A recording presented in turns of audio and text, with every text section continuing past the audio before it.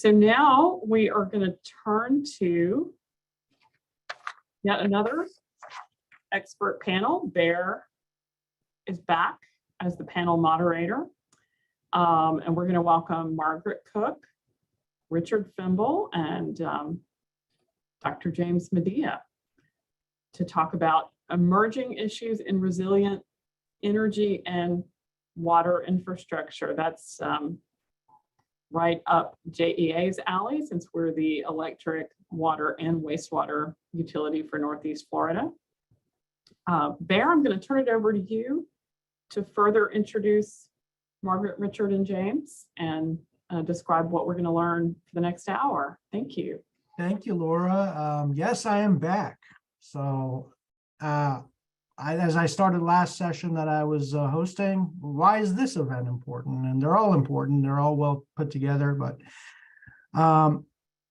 again, considering the ever increasing frequency and severity of extreme weather and the impacts of climate change on critical infrastructure, emergency management professionals are increasingly confronted with the cascading impacts of energy disruption. And this is particularly true with the cascading impacts from energy to water infrastructure. But energy and water are highly specialized fields, and as emergency management professionals, we need to be constantly asking questions to learn more.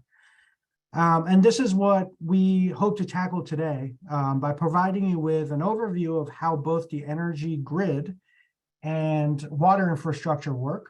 We hope to give you a snapshot of emerging issues within energy and water infrastructure, and then ways you can learn more about these two critical infrastructure sectors, and how best to engage with content and SMEs when you do things like your THYRAs. So with these objectives in mind, I'd like to introduce our panel and solve this entire energy water thing basically within the next 40 minutes or so. That's the plan.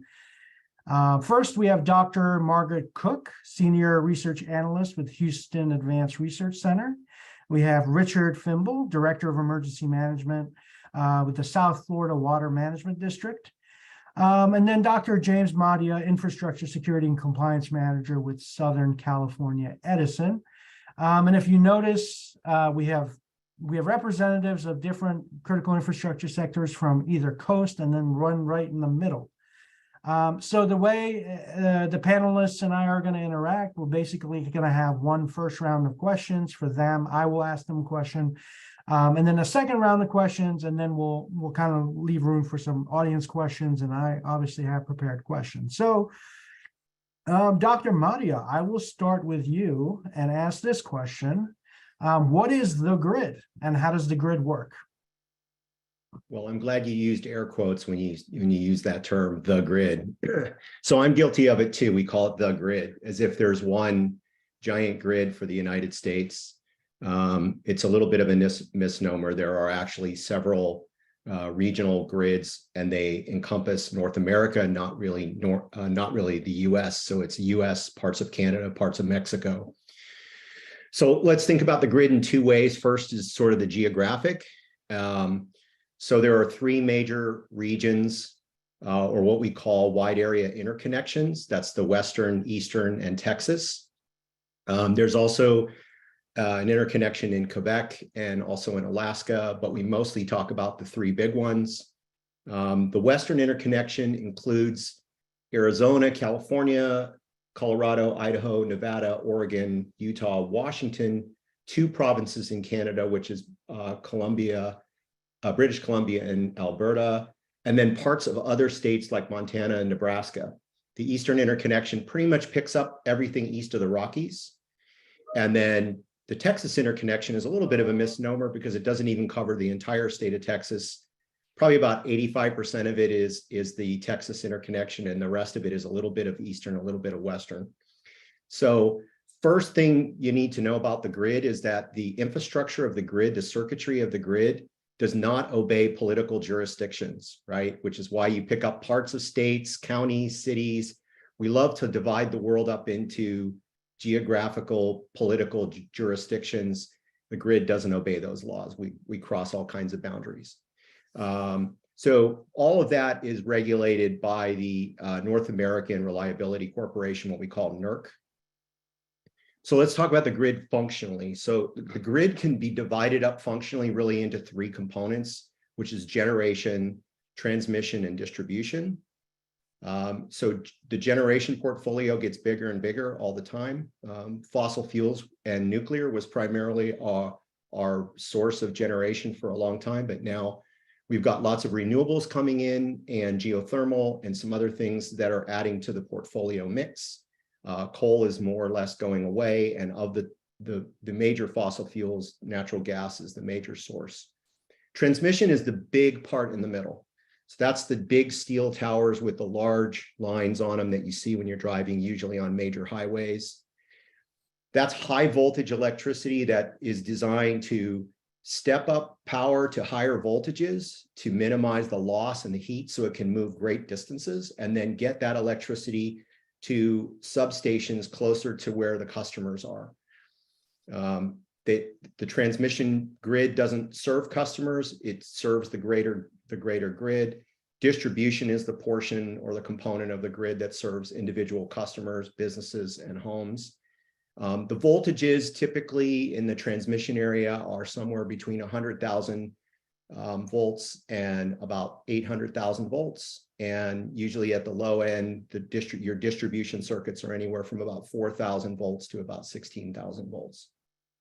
Transmission is undoubtedly the most important and most vulnerable part of it, because if you start disrupting transmission, you can actually disrupt the stability of the whole grid or the whole portion of the grid, say the Western interconnection, and you can get cascading outages that ripple into other areas from wherever the disruption starts. I think that's probably the best, like, short description of what it is and how it works. Thank you for that. And the reason I put the grid in quotes is because of you and the research we did. So otherwise I would not have. What about microgrids? We hear about microgrids all the time. How does that fit in? What is it, and how does it fit into, the grids? So microgrids is an emerging phenomenon where we take very small segments of the grid and use different types of computer technology to be able to share resources between providers and customers, between customers and providers, both directions, and between customers and customers. The vision of the microgrid world is that the grid will be more distributed and less centralized as a network. So therefore, it'll be a little bit more resilient. I think there's probably some argument both ways on that. But the other nice thing about the microgrids is that people can purchase and trade power based on what's best for their situation, to be able to save money and use energy in ways that's really focused on how and when they need it. And one final question, as far as the grids are concerned, especially with transmission. A company like Southern California Edison, I know during our research and my prep with you, you mentioned that there are literally people who sit in your company and others like it that purchase energy. Can you explain how that works a little bit? Yeah, so energy resources come on to the grid. Let's take the Western interconnection. They come on to the Western interconnection from solar farms, from wind farms, from large power plants. And what our procurement people do is they purchase power ahead of time. They schedule it ahead of time based on demand response. That's a projection of when is demand going to be high, when is it going to be low. A lot of that has to do with time of day, the time of year, anticipated weather patterns. And this is where we're starting to see some issues with different parts of the grid, like in California when we had the heat waves and we didn't have enough generation ordered up to meet demand response over the summer, and we ended up doing some rotating outages. Texas saw the same thing when they had not ordered up enough resources to deal with incoming winter weather, along with physical impacts to their infrastructure from the weather itself. So this planning piece is really important because as weather becomes more extreme and extreme weather events become more and more common, and that includes wildfires, it gets harder and harder to predict what tomorrow or next week's need for power is going to be. Gotcha. I want to package basically what you said in those 5 minutes about the grid and basically make every young entry emergency management professional watch that. And you learn so much from that, so few minutes of time. Richard, I want to go to you next. I know you have a PowerPoint to answer this question if you want to start that up, but Richard, tell us how the water infrastructure works. And is there something like a water grid? Hey, thanks. Appreciate you coming to me. Thank you very much. So yeah, let me go over just sort of a quick overview of how water works, at least specifically down in Florida. The water areas down in Florida is basically broken up into 5 different water management districts down here, and that's sort of the overall picture. Now, I'm down in the South Florida Water Management District area. This map sort of shows that area that we cover. South Florida Water Management District is a regional government agency that manages the water resources in the southern half of the state. We cover about 16 counties from Orlando all the way down to the Florida Keys, which is basically about an area that has about 9 million residents throughout this entire area. Water management districts were created back in 1949, and this overall system has been working really good throughout the entire time. Now, it's pretty, complex, pretty massive system. When you break it down to the little parts and how the water gets out to everyone, it makes it a little bit more understandable as you work through it. The Southwest, like I said, mentioned down here, we cover about the 16 counties and about 9 million residents.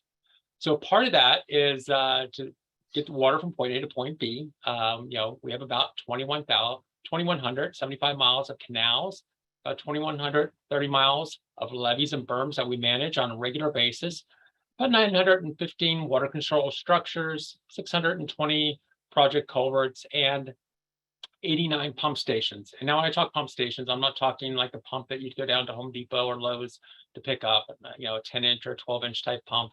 I'm talking about a pump that you can walk inside. It's about 10, 12-foot diameter, and pretty significant size. And it moves quite a bit of water throughout the system, throughout the entire area. Our water management basically down here in South Florida, because we are relatively low and flat down here in South Florida. We're very low and flat. We have to manage basically the seasonal rain flow. And it can be a little bit of a challenge, especially with some of the recent weather patterns and things like that. You get some of these major rain events that bring in 10 or 12 inches at a time. And then you go into the dry season and you don't have hardly anything. So when you're dealing with a relatively flat part of the state and dealing with all that water through here, you do have to manage it. And that's part of what we do, is we sort of process it into different holding areas and putting it into specific areas. So when heavy rains are going on, you don't have massive flooding throughout in specific areas.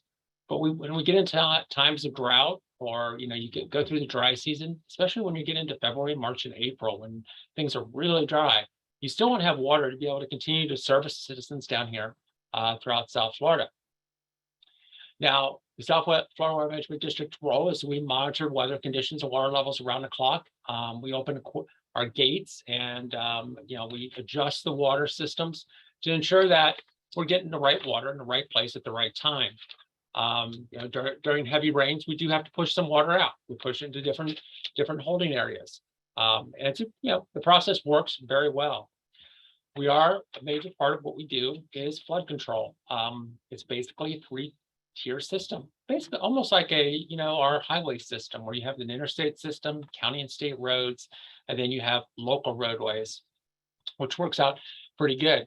You start with in your local community with the smaller roads, the smaller little retainage areas. You have the local community ponds and water areas and things like that.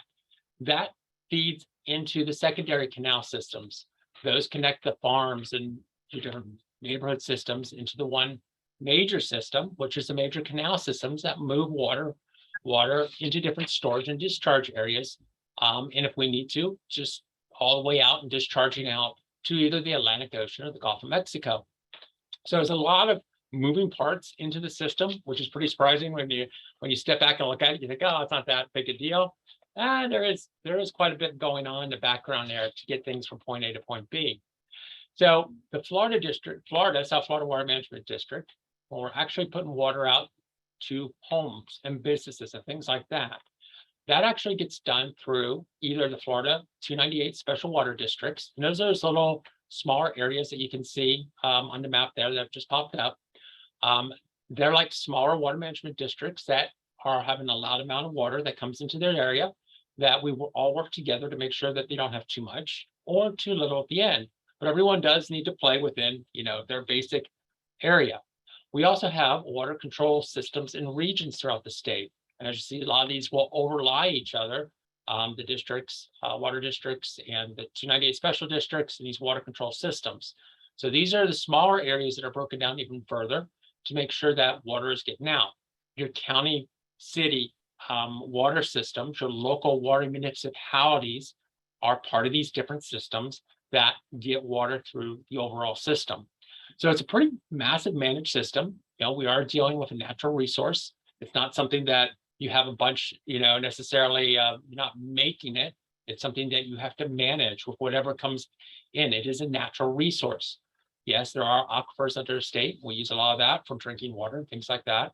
But a lot of the main water for irrigation and things like that do come from rainwater that is processed through the entire water system throughout South Florida. There are multiple components to the system, and all of them do need to work together. I'm part of the emergency management portion. I lead up emergency management down here, so I do work with all the entities when there are major events occurring or potentially going to occur. Number one, obviously, for weather events and things like that, or other emerging potential threats and all that we will be discussing as we continue to move on. But that's sort of a general overview of the overall system. It is rather unique. There are so many different components. I could talk forever about it.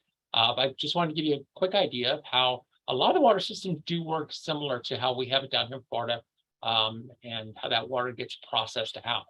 So that I will go ahead and turn it back over to you, Bear. Great, thank you for that. A lot of times when we think about water infrastructure, we just think about drinking water and, the big actual physical infrastructure we sometimes pass, that, clean water treatment plants. How extensive is the water reservoirs or lakes that you use? How extensively part of that system, the infrastructure, is that? That's a pretty massive system, actually, that rotates through. We have massive reservoirs, and when I'm talking massive reservoirs, I'm talking like 6 miles by 9 miles in length. These big major canals I spoke of earlier.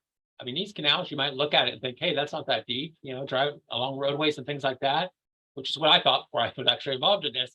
But found that, come find out, a lot of them are anywhere between 12 and 20 feet deep. So just those canals along our roadway systems and things like that are very deep. There's a lot of water. When we're using pumps that have 10 and 12 foot diameter, you can just imagine the amount of water we're pushing through. And our pump stations have anywhere between 4 and 6 of those pumps per station. So it's just a massive amount of water. When you do have 9 million residents and agriculture and everything else that we do down here, South Florida, it's pretty intense. Great.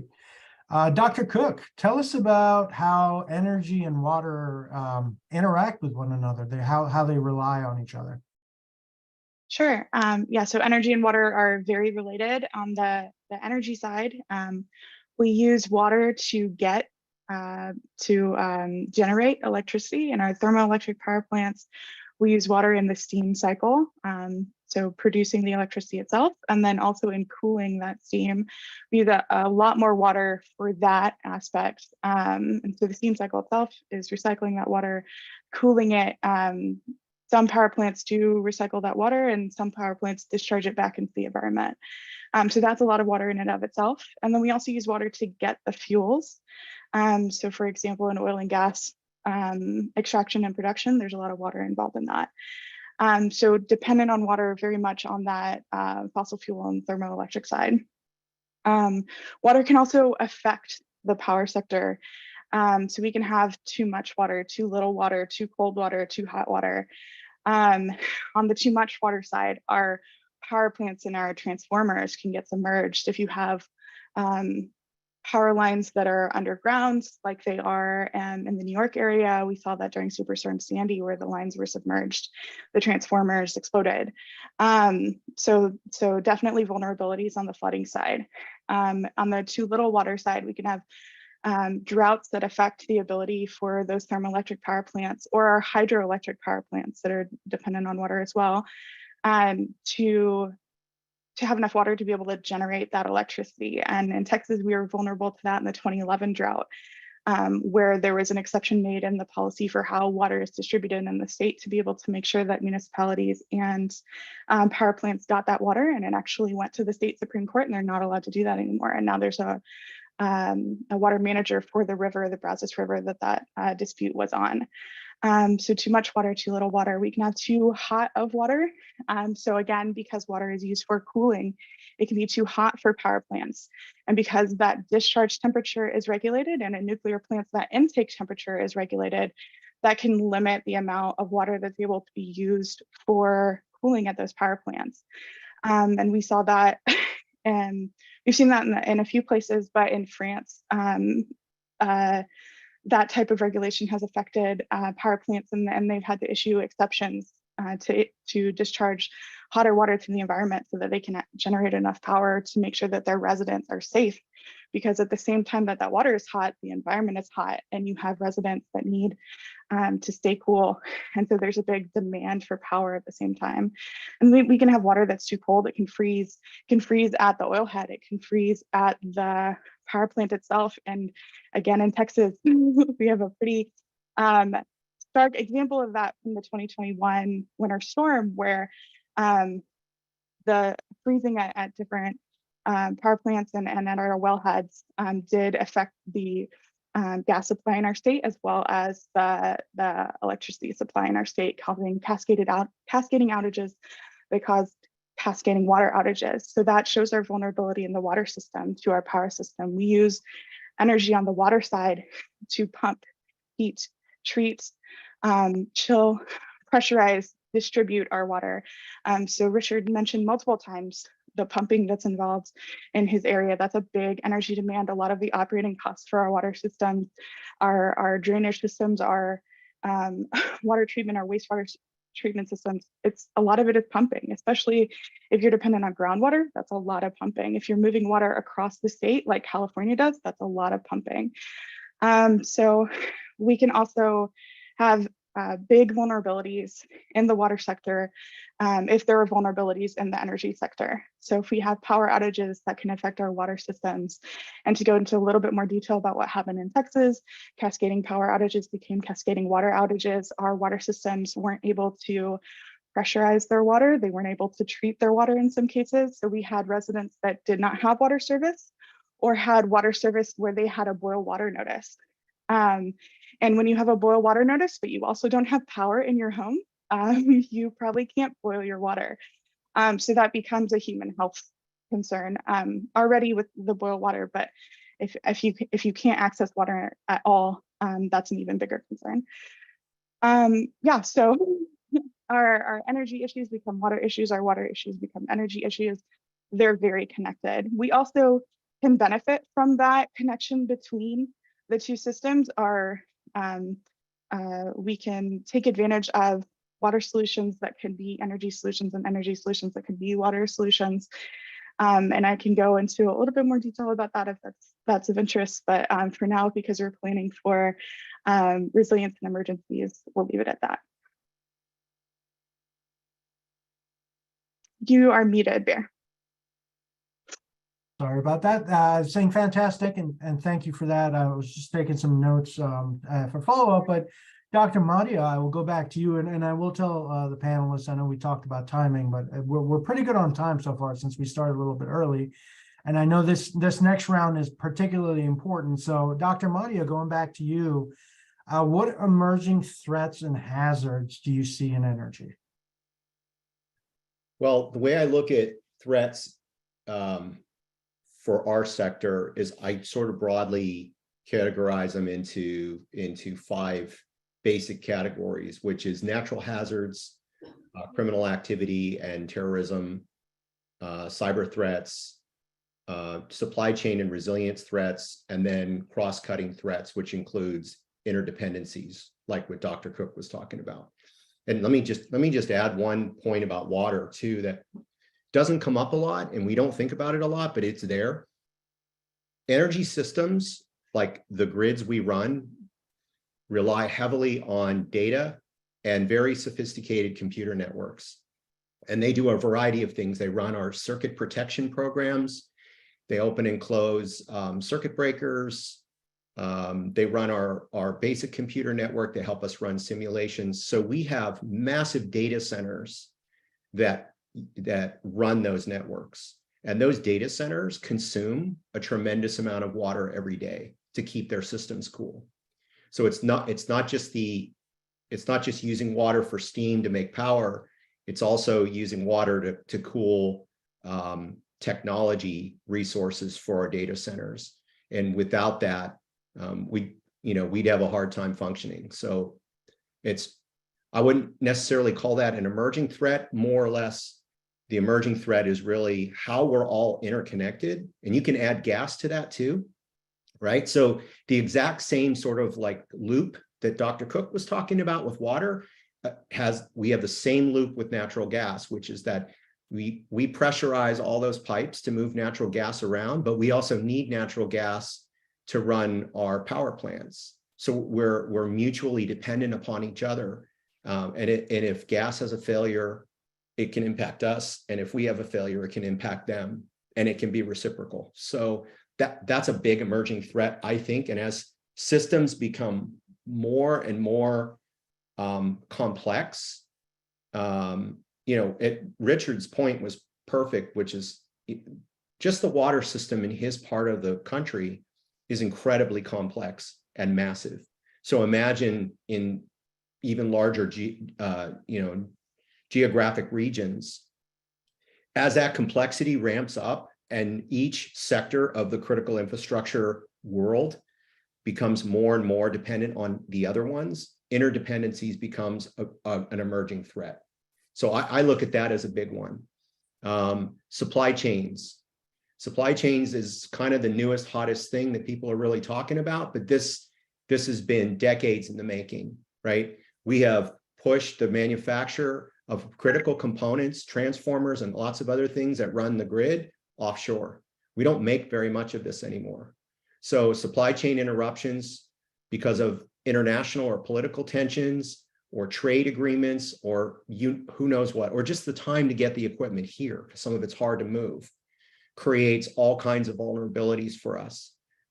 There's got to be a way to address how to incentivize domestic manufacture of critical components for all critical infrastructures, but particularly for the electric grid. I think it's a really important emerging threat that needs to be talked about more. And then obviously the climate change issue, and regardless of where you fall on your belief or non-belief in the climate change phenomenon, you can't deny the fact that extreme weather events are becoming more extreme. The scope and the intensity is affecting our systems more and more. And the frequency with which we're seeing wildfires, hurricanes, tropical storms, freezing winters in places in the country that don't usually get that cold. These kinds of things are throwing things out of balance, particularly in terms of demand response and being able to weatherize our equipment and protect it from the elements. So those are kind of the big ones. And then of course, physical attacks is a huge emerging issue. I do a lot of work with research on physical attacks of energy infrastructure. It goes all the way back to the 1970s. It's not a new phenomenon, but in this interconnected digital world we live in, it's very easy for a person or a group of people to see how something was done. People talk about the Metcalfe attack at PG&E, and now you can go on any of these dark websites or chat rooms of any of these extreme groups, and they all will refer to that attack specifically, with very detailed description of what was damaged at Metcalf and how it impacted the grid. Easy to copycat, right? So, and we're seeing definitely an increase in the number of physical attacks on electric infrastructure. And anecdotally, and if you study the numbers, you'll see that it graphs out really, really obviously. And then probably the last one that I think people haven't quite got their minds around yet is, how are drones going to affect the safety of the grid? We have very little in place in this country to regulate where drones can fly and where they can't fly, and how we can interdict when they get into the airspace over our critical assets. And those drones can do a number of things. They can do surveillance, they can drop payloads, they can cause all kinds of grief for us, right? So I think that drones are another area of, in my opinion, emerging interest, with not a lot of rigor around national policy about how we're going to address it. But I think those are the big ones. Very good. And of course, with UAS and counter UAS, we're hoping, just so everyone knows, we're hoping to plan a separate webinar just for critical infrastructure and counter UAS. I'm glad you brought up the physical attacks, because had we had this this session 6 or 7 months ago, I probably wouldn't have even brought that up. But that, and you mentioned it's been going on since the 70s, but it's just much easier to replicate and copycat. And I will come back to that in our next round. Richard, we'll go to you next. And I can bring up your PowerPoint if you would. What emerging threats and hazards do you see in water? Gotcha. Yeah, I'll go ahead and I'll just skip the PowerPoint because I just had a few items listed on there, because so many of the items were very similar, because I mean, the electric infrastructure and water infrastructure are both extremely similar. We deal with a lot of the same threats. We work in the same groups. I work very closely with my counterparts down here that are in the electric sector. And you know, the cybersecurity threats, obviously, both internal and external threats, mainly external, obviously, but you do have to deal with some of the internal threats and things you got to look at. So cybersecurity, I think, is one of the biggest things, you know, that one of the biggest areas we're looking at, because everyone's trying to come in at you at, you know, some way, somehow, in some form. And it's something that we're constantly trying to update and adjust and get things, you know, we're pretty far ahead, thankfully. We've got a very good group of people, but that's a huge area. Critical infrastructure security in general. I showed a quick map of everything that we have, and you know, we are spread out over thousands of miles. You know, when you're talking 2,100 miles of levees, at 2,100 miles, you know, of actually drivable levees that hold back a lot of water. We got, you know, high impact dams that we take care of. Part of our area is like Okeechobee. Now, of course, the Corps of Engineers takes care of that, but we're a partner with them on a lot of that for running the pump stations and things like that around the lake. So we work very closely with them on all that. But that all connects into the national levee system and everything like that. So structurally, you can be looking at any type of attacks. You know, we see the attacks on the electric sector, on substations. We deal with the same potential type of issues. When we look at these pump stations, especially the coastal pump stations, when you're putting water either outbound or water's coming back this way, you know, if you stop that, ramifications going back up the line, you know, when I'm talking about thousands of different pumping structures back and forth, up and down that entire line, you know, things can get ugly really quick. And as I mentioned, Florida is extremely flat, especially down here in South Florida. So if you start backing things up in the wrong place at the wrong time, things will go bad really quickly. And it's something that we're constantly looking at. Extreme weather events, it was brought up. You know, we are seeing that pretty big fluctuation of extreme weather events. We're dealing with looking at saltwater intrusion. That's a big issue right now, coming back into our systems. We're getting those higher tides, you know, and they're getting higher than some of the experts originally predicted. Very quickly, I might add. It was a separate session yesterday with Sunny, and she was talking about the weather the weather systems and the moon wobble and how that is affecting tides and how they expect that to even be more of an issue. So not only do I have to deal with high water, but I also deal with no water, with the droughts. You know, when you do have these extreme weather events, we do get these pretty significant droughts during the winter and early spring. You know, we have quite a few major wildfires that go across South Florida, through the Everglades and through just about everywhere else down here. It is a big issue that we're constantly dealing with and watching. As it gets too dry, if water's not getting pumped in, that does cause a pretty significant problem. Now, a lot of the Everglades restoration projects that have been going on will help mitigate some of those areas. But still, if we're going from an extreme weather event, you're dealing with tons of rain sometime and then nothing, and you can't keep that water trickling down through, you know, the river of grass, as they call it, down through the Everglades. You know, you cause a problem, start causing that drought. And we were very close to getting to that drought stage going into this winter, because we've been basically very low on rainfall the last couple of years. But then late season, we had two pretty good sized hurricanes. One dropped about 22 inches of rain in the northern part of our watershed area, and that has helped out and to alleviate some of the systems. So there's a lot of different things that we're constantly watching. You mentioned drones. We use drones for actually doing work. I use it for emergency management. I use it for damage assessment for after events. It's a great tool, but I'm very aware of the challenges. I work very closely with our different law enforcement teams down here, watching for what can happen. And as it was previously mentioned, you know, dropping payloads in anywhere into a water system. I mean, an unprotected water system, essentially. I mean, Lake Okeechobee, you got all these canals and all. That's just out there in the public. It is a big challenge and something that we're going to constantly deal with as we continue to move forward.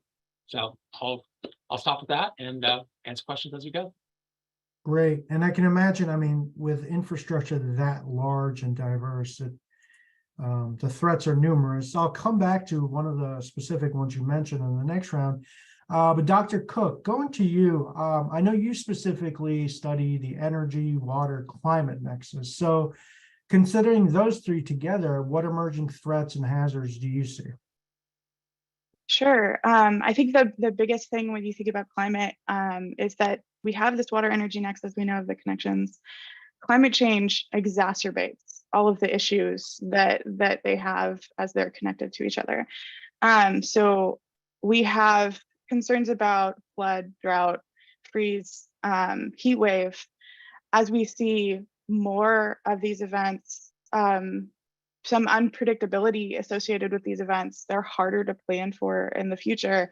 We're using estimates from data from global models downscaled to local models to try to do those estimates, but that they're still estimates. We haven't seen these things before. So much of our planning in the past has been looking back at so in Texas, for example, we planned for a water future by looking at the drought of the 1950s. And we don't plan for a future with climate change as part of that drought state water plan.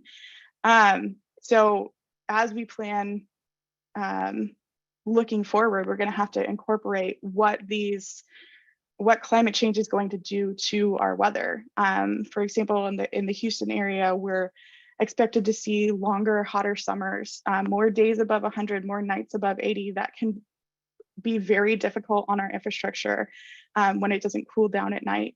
We're going to see more drought, a little bit less rain overall, but more concentrated rain periods, so more likelihood of flooding. Those are the estimates of what we could likely see based on global models downscaled to our area. And there's things that we have to consider as we plan for these interconnections. More drought means more concern for our cooling in our power plants and cooling in our data centers.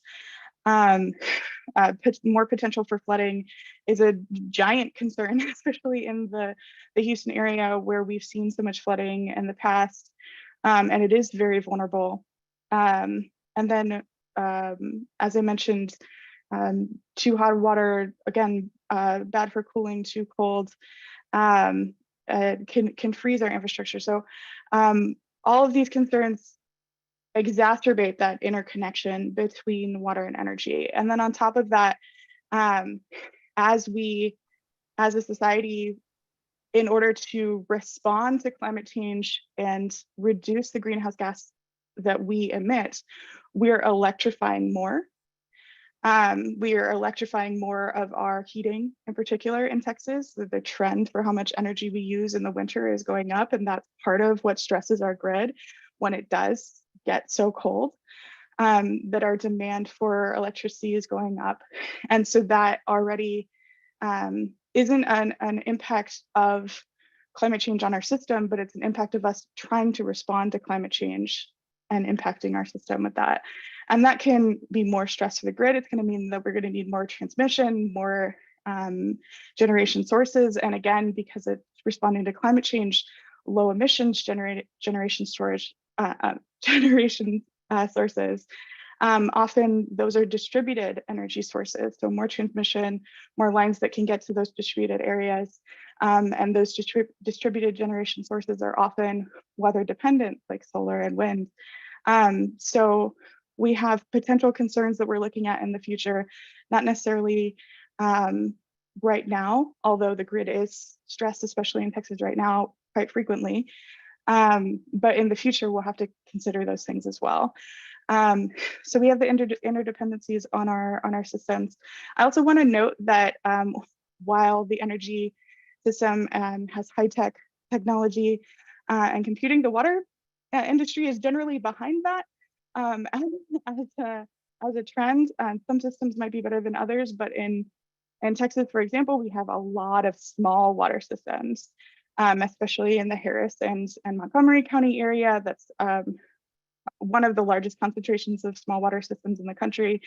And the small water systems may or may not have good technology. They're often less likely to be able to handle new regulations, contaminants of emerging concern, the ability to generate electricity when there's an outage. They're less likely to afford those backup power resources.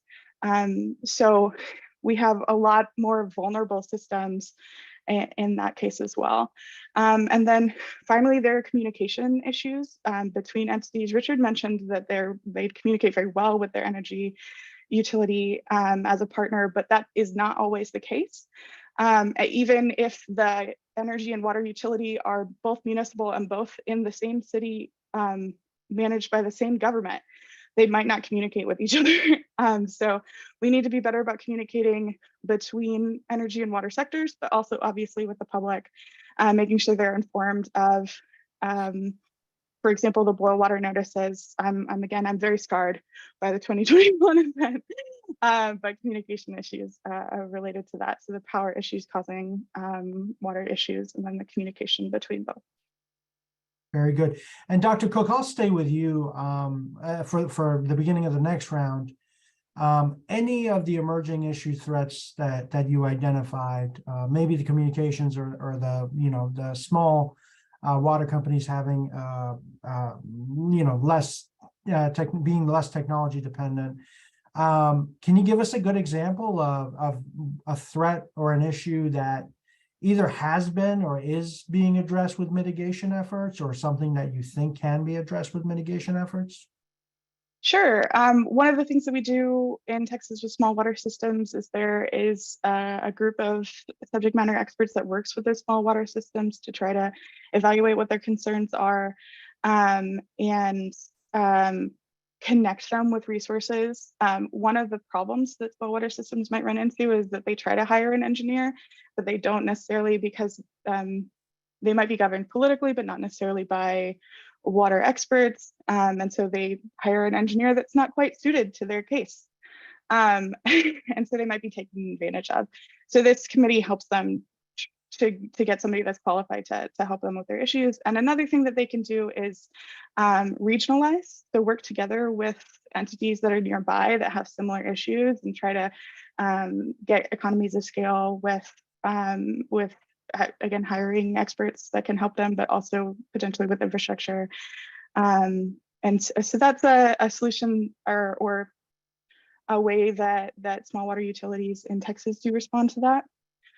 I would also go back to the climate change issue that I mentioned. So I mentioned that we use global models downscaled with data to try to do those estimates. That is one way that we try to work out planning for potential risks in the future related to climate change. And so we downscale and use climate indicators. So I mentioned nights above 80 degrees Fahrenheit, days above 100 degrees Fahrenheit, a longer heat wave, the length of the summer, the amount of days per year that we'll see more than 4 inches of rain. Those are the type of indicators that we use to try to estimate the local risks that need to be planned for in a certain area. And HARC has developed a resin application for the Upper Texas Gulf Coast that uses those indicators to help plan with our local communities. Okay. Yeah. Let me go I'll leave it there. to, since we're coming down to the 5-minute mark, let me go to Richard. Richard, any quick, and I'm sorry, quick, of course, these are huge issues, but any quick emerging threats that you see with somewhat clear mitigation resolution? Well, I think, Dr. Cook brought up a unique challenge, and all of these systems, doesn't matter if you're talking water, it doesn't matter if you're talking electric, they're all run by people. And if people don't sit in the same room and talk about things and talk about the issues, and know who is your neighbor, who are you working with, in my opinion, that's one bigger emerging threat. You do have to be proactive. You need to go out and find your neighbors. You need to find out who else is out there in your industry and those partner industries, because like it's been said over and over, all these things are interconnected. And if we're not talking, if we're not working together, it doesn't matter how much technology you have, things are going to go bad.